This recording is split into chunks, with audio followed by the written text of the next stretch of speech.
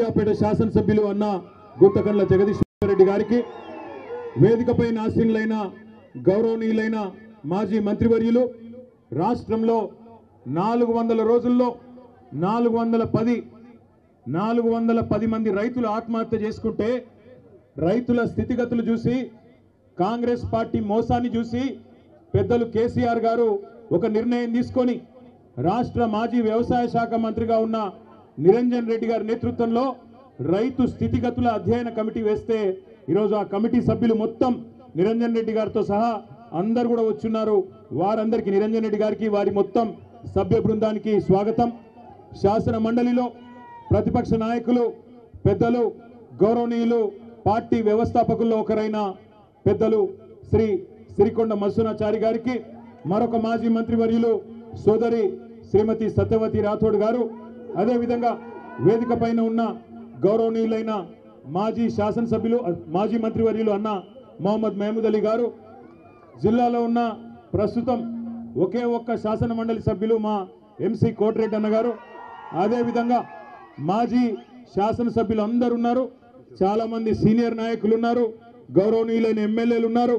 పేరు పేరున ప్రతి ఒక్కరికి కూడా హృదయపూర్వకంగా నమస్కారం. ఈరోజు నల్లగొండ పట్టణంలో అడుగు పెట్టంగానే ముందు మహాత్మా గాంధీ యూనివర్సిటీ దగ్గర పిల్లలందరూ వచ్చినారు.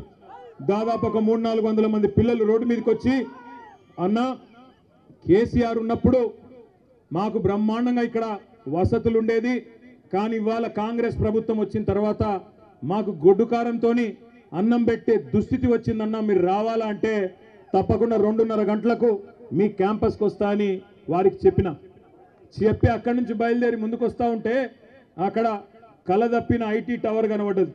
మరి అందులో వెంకటరెడ్డి వచ్చినాక ఎవరన్నా ఉన్నారో లేకపోతే తాగుబోతులు అడ్డా అయిందో నాకు తెలియదు, కానీ మొత్తానికైతే కలదప్పింది ఐటీ టవర్. కొద్దిగా ముందుకు రాగానే కాకపోతే ఆ ఎన్టీ రామారావు గారు, తారక రామారావు గారి విగ్రహం నుంచి మొదలు పెడితే ఇక్కడ దాకా, నేను నిజంగా చెప్తా ఉన్నా, ఊరికే చెప్పట్లేదు, అక్కడి నుంచి ఇక్కడి వరకు జులూస్ చూస్తుంటే నాకు ధర్నాకు వచ్చినట్టు లేదు.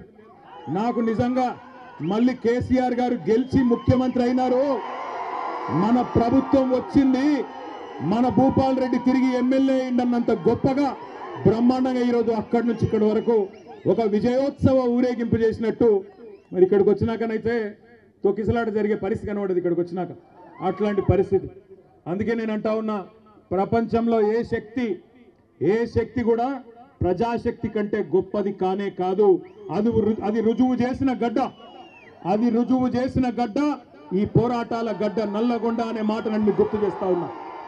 ఈ రోజు కాదు, ఇవాళ ఉన్న వాళ్ళు కొత్తగా మేమేదో సామ్రాజ్యానికి అధిపతులైపోయినాం, చక్రవర్తులైపోయినాం, రారాజులైపోయినాం అని విర్రవీగుతున్న వాళ్ళ గురించి కాదు నేను చెప్పేది. ఒకనాడు బండెనుక బండి గట్టి 16 బండ్లు గట్టి ఏ బండ్లు ఓడతావు కొడుకో నైజాము సర్కరోడా అని ఆనాడున్న నియంతను నిలదీసిన గడ్డ నల్లగొండ. అందుకే పోరాటానికి స్ఫూర్తి అయిన నల్లగొండ గడ్డకు వందనం. ఇక్కడికి విచ్చేసిన ప్రతి నల్లగొండ రైతు బిడ్డకు శిరస్సు వంచి పాదాభివందనం.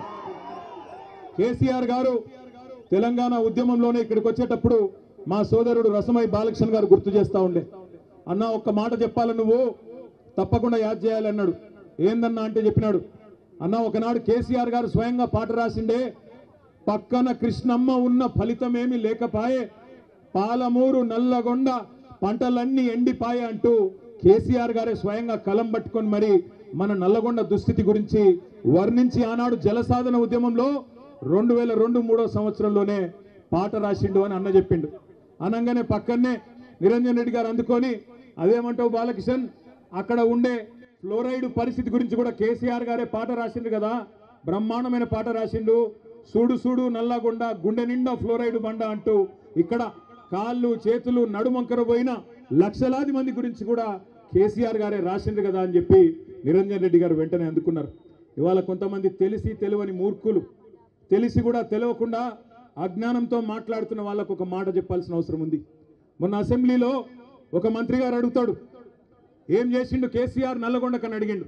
నేను గుర్తు చేస్తా ఉన్నా ఆ మంత్రి గారికి, నల్లగొండ జిల్లా ముద్దు బిడ్డలందరికీ, ఇక్కడికి వచ్చిన రైతు బిడ్డలందరికీ ఏం చేసిండు తెలంగాణను కేసీఆర్ అంటే, భారతదేశంలోనే పంజాబ్ను హర్యానాను తలదన్ని వరి పండించే విషయంలో భారతదేశంలోనే తెలంగాణను నెంబర్ 1 చేసిండు కేసీఆర్. ప్రపంచంలో ఏ మూల ఏ క్షణం ఏం జరుగుతుందో వేగంగా తెలుసుకోవడానికి తొలి వెలుగు వాట్సాప్ ఛానల్ని ఫాలో చేయండి.